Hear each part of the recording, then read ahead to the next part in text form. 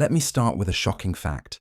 A simple 1950D Washington quarter, worth just 25 cents at face value, has sold for as much as $103,500 at auction. Yes, you heard that right.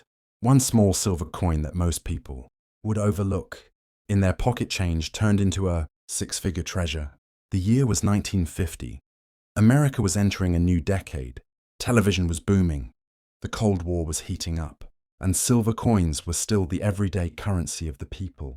At the Denver Mint that year, just over 21 million Washington quarters were struck. That might sound like a big number, but compared to other years, it's on the lower side. And here's where things get interesting. Although millions were minted, very few survived in pristine, untouched condition. Most of them went straight into circulation. They clinked around in cash registers, jukeboxes, vending machines, and gas station tills. Over the years, they wore down, losing that sharp detail and luster. Today, you can still find circulated examples worth $5 to $7. Basically, their silver melt value plus a little premium. Nothing exciting there, but the story changes drastically when you look at mint state survivors. A nice MS-63 coin might bring $50 to $75, an MS-65. Now you're looking at $400 to $600. Step it up to MS-66. And suddenly the price jumps to $2,000 or more. But the ultimate prizes, the ones that get collectors' blood pumping, are the MS-67 full-head coins. What does full-head mean? On the obverse, the portrait of George Washington has hair detail and design elements that are often weakly struck. A full-head coin shows every strand of hair, every line perfectly struck.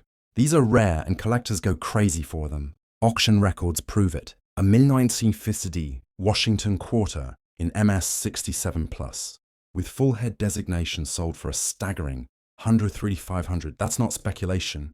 That's a real sale. Imagine holding a quarter that could buy you a brand new luxury car, or even serve as a down payment on a house. And here's the kicker.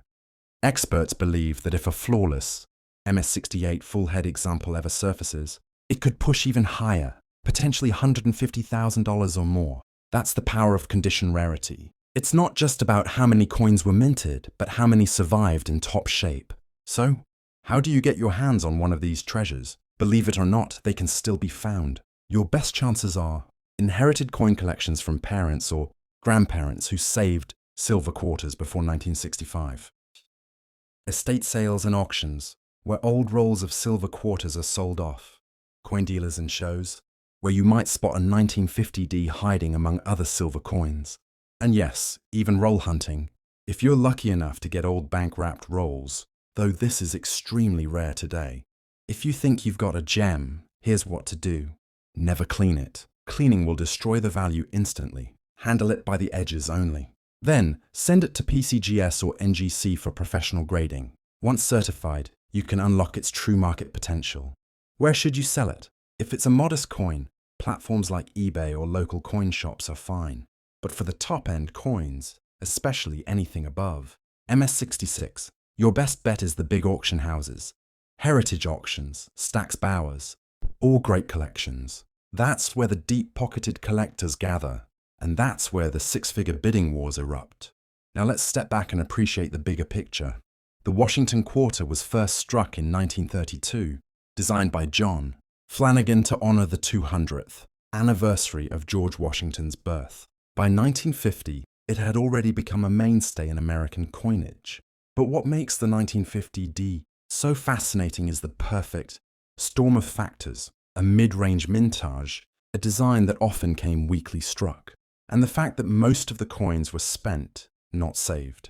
Those conditions left us with only a handful of extraordinary survivors today, and that's why collectors chase them, because hidden inside something so ordinary, a 25-cent coin, is the possibility of finding a life-changing treasure. So the next time you come across a silver quarter, especially one from 1950 with a little D, mint mark under the eagle's tail on the reverse, don't dismiss it. Check it carefully. Look at the strike. Check the luster. Because if you happen to be the one holding a top-grade full-head example, you could be sitting on a fortune worth over $100,000.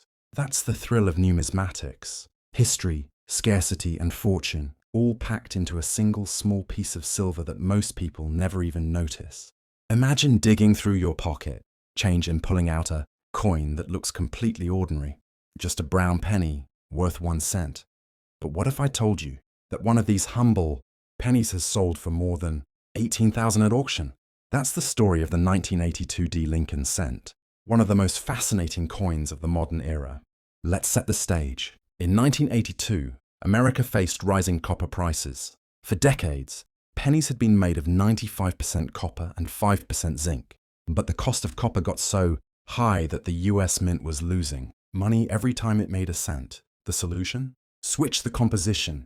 By mid-1982, the Mint transitioned to a cheaper copper-coated zinc plancher, just a thin layer of copper over a zinc core. Now here's where it gets tricky.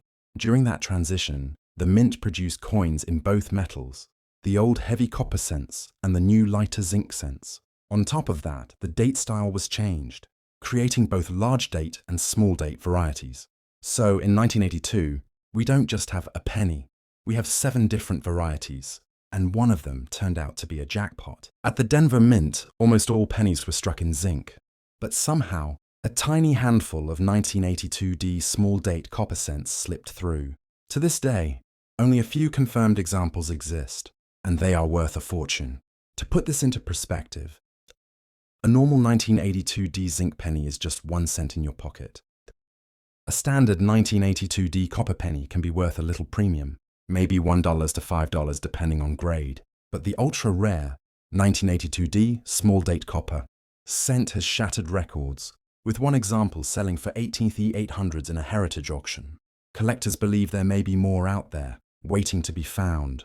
That means you could still stumble across one in a jar of old pennies, an inherited collection, or even in change from the grocery store. So, how do you know if you've got the treasure? First, check the weight. A copper penny weighs about 311 grams. A zinc penny? Just 2.5 grams. Use a small digital scale, the kind you can buy online for a few dollars. If your 1982D penny weighs 3.11 grams, you've got a copper plancher. Then check the date style. The small date has a more delicate look. The 2 curves more smoothly, and the top of the 8 is level with the 9. Compare with pictures online to be sure. If you find one that matches, don't rush to sell it raw. Handle it by the edges, never clean it, and send it for grading at PCGS or NGC. Authentication is everything with a coin this valuable. Once it's certified, where should you sell? If it's just a regular copper 1982D, you might get a couple of bucks on eBay or from a local collector. But if it's the small date copper, take it straight to the big auction houses like Heritage Auctions, Stack's Bowers, or Great Collections. That's where serious bidders drive the price into 5 figures. Let's not forget the historical weight of this coin. The Lincoln Memorial Cent series, first issued in 1959, had already been circulating for more than 2 decades by 1982. But that year marked a turning point. The death of the copper cent, the change to zinc, created one of the most complex, most studied, and most collectible modern coins ever. And tucked inside that chaos was a mistake, a coin that was never supposed to exist. That's why the 1982D small date copper cent holds such a special place in the hearts of collectors. It represents not just rarity, but also the story of a nation's economy, the rising cost of resources, and the little accidents at the mint that turned into treasures for sharp-eyed collectors. So, the next time you dismiss a penny as worthless, think again. That little brown coin might not just be pocket change. It could be a 6-figure story waiting to be told. And remember, always check your 1982 pennies, weigh them, study them, and don't give up. Because the person who finds the next 1982D small date copper cent might just turn a single cent into a life-changing fortune. Close your eyes for a second and imagine this. You reach into a jar of old pennies sitting on a dusty shelf, and out comes a coin that looks ordinary, maybe even a little dull. But what if I told you that one of those pennies, a mid-1958 D Lincoln wheat cent, once sold for over $336,000? That's right, a 1-cent coin that most people would overlook as pocket change turned into a 6-figure jackpot. Let's go back in time. The year is 1958. Dwight Eisenhower is president. Elvis Presley is topping the charts. And in Denver, the US Mint is striking tens of millions of Lincoln cents. At first glance, there's nothing remarkable about these coins. They feature the classic wheat reverse, First introduced in 1909, designed by Victor David Brenner to celebrate Abraham Lincoln's 100th birthday. But what makes the 1958D so special? Here's where the story gets exciting. While most 1958D pennies are common, with over 800 million struck, there are rare errors and varieties that catapult their value far beyond face value. In fact, a very famous 1958 doubled die obverse penny exists from the Philadelphia Mint, but Denver issues also have their share of scarce treasures. One of the most talked about finds is a sharply struck 1958D in pristine MS67 plus red condition. These blazing red gems, untouched by circulation, look almost as if they were just minted yesterday. Collectors go wild for such coins because most pennies from that era show spots, wear, or dullness. A near-perfect coin becomes a true rarity. To give you some real-world numbers, a circulated 1958D penny is usually worth 1 cent to $1. In higher mint state grades, like MS65 red, the value jumps to $25–50. But the finest known examples, in blazing red MS67 Plus, have fetched jaw-dropping prices, one sold for $336,000 at auction. Now that might leave you wondering, how can a coin minted in the hundreds of millions be worth that much? The answer is simple: condition rarity. Out of all those millions, only a handful survived in flawless, untouched, near-perfect red. Combine that with the coin's role as the very last year of the wheat cent design, before the memorial reverse began in 1959, and you have a coin that sits at the crossroads of history and collectability. And let's not forget about potential errors. Some 1958D cents are known with repunched mint marks, RPMs, where the D was struck more than once. Others show die cracks or small striking quirks.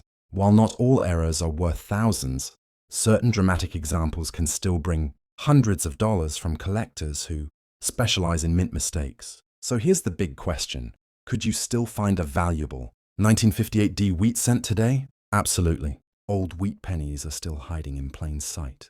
You can check coin rolls from banks. Yes, people still turn in jars of wheat cents. Estate sales and flea markets, where old coin jars often get overlooked.